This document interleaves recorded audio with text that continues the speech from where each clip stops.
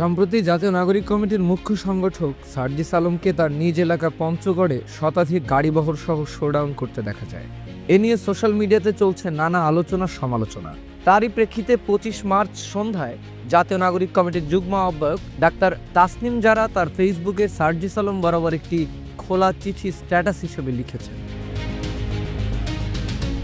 চিঠিতে যারা লিখেছেন, প্রিয় সার্জিস, আমি এই চিঠিটি লিখছি আমাদের দলের একজন রাজনৈতিক কর্মী হিসেবে, দলের নীতিগত অবস্থান ও স্বচ্ছতার প্রশ্ন থেকে। সম্প্রতি তোমার নিজ জেলায় শতাধিক গাড়ির একটি বড় বহর নিয়ে প্রবেশ করায় জনগণের মনে যৌক্তিকভাবেই কিছু প্রশ্ন তৈরি হয়েছে। যারা আরও লিখেছেন, তুমি কিছুদিন আগেই প্রকাশ্যে বলেছিলে আমার আসলে এই মুহূর্তে কোনো টাকা নাই, ধার করে চলতেছি, এইটাই হচ্ছে রিয়ালিটি, আমার পকেটে মানি ব্যাগও নেই।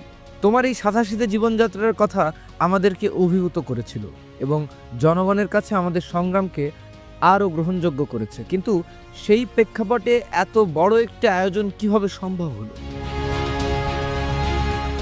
এর অর্থায়ন ও ব্যবস্থাপনা কিভাবে হয়েছে তা নিয়ে মানুষের মনে প্রশ্ন আসাটা স্বাভাবিক। আমাদের দল স্বচ্ছতা, সততা ও জবাবদিহিতার ভিত্তিতে একটি নতুন রাজনৈতিক সংস্কৃতি গড়ে তোলার যে প্রতিশ্রুতি দিয়েছে, সে জায়গা থেকে এসব প্রশ্নের স্পষ্ট ও নির্ভরযোগ্য উত্তর দেওয়া আমাদের সবারই দায়িত্ব। আমি আশা করি বিষয়টি তুমি আন্তরিকতার সাথে বিবেচনা করবে এবং জনগণের সামনে একটি গ্রহণযোগ্য ও পরিষ্কার ব্যাখ্যা তুলে ধরবে। এতে জনগণের কাছে দলের ভাবমূর্তি আরও শক্তিশালী হবে বলেই আমার বিশ্বাস। চিঠির শেষে ডাক্তার জারা লিখেছেন, শুভেচ্ছান্তে জারা আপু। এদিকে ডাক্তার তাসনিম জারা স্ট্যাটাস দেওয়ার কয়েক ঘন্টার মধ্যে ফেসবুকে আরেকটি চিঠিতে প্রত্যুত্তর করেছেন সার্জিস আলম। চিঠিতে সার্জিস লিখেছেন, প্রথমত আমাদের চিন্তা চেতনা, ধ্যান ধারণা থেকে সবার আগে যে বিষয়টি বাদ দিতে হবে সেটি হচ্ছে, একজন নতুন করে জাতীয় রাজনীতিতে এসেছে মানেই তার পরিবার সহায় সম্বলহীন, অসহায়, নিঃস্ব না। বিগত বছরগুলোতে আওয়ামী লীগের নেতারা চাঁদাবাজি, লুটপাট করে এসব কাজ করেছে বলে একই কাজ করে অন্যরাও সেটা করবে, বিষয়টি তেমনও নয়। আমার এই মুহূর্তে কয়েক লক্ষ টাকা খরচ করার সামর্থ্য নেই মানে এই নয় যে আমার পরিবার, আত্মীয় স্বজনের সেই সামর্থ্য নেই।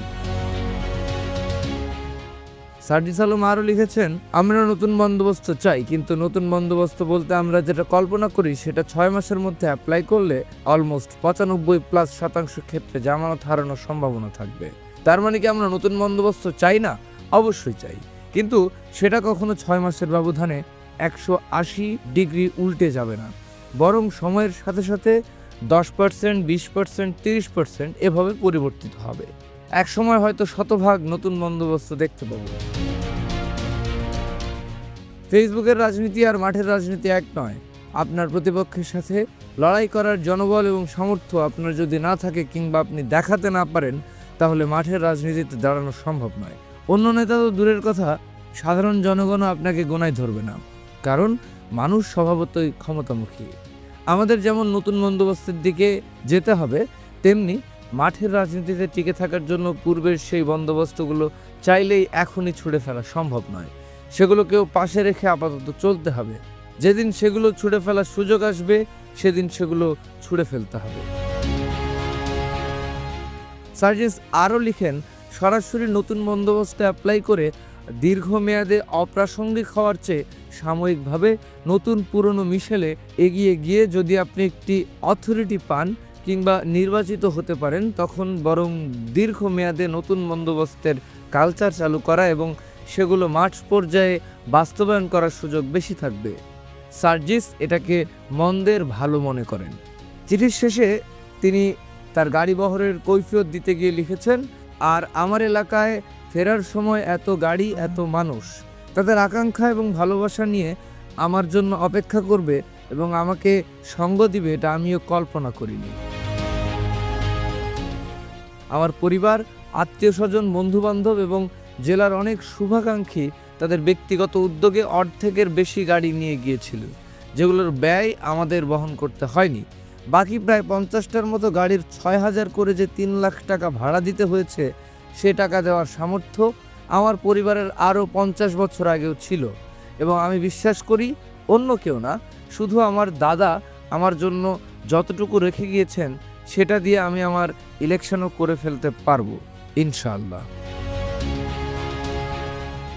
চিঠির শেষে তাসনিম জারাকে ধন্যবাদ জানিয়ে সার্জিস আলম চিঠিটি শেষ করেছেন। ইতিমধ্যে স্ট্যাটাস দুটি নিয়ে হইচই চলছে।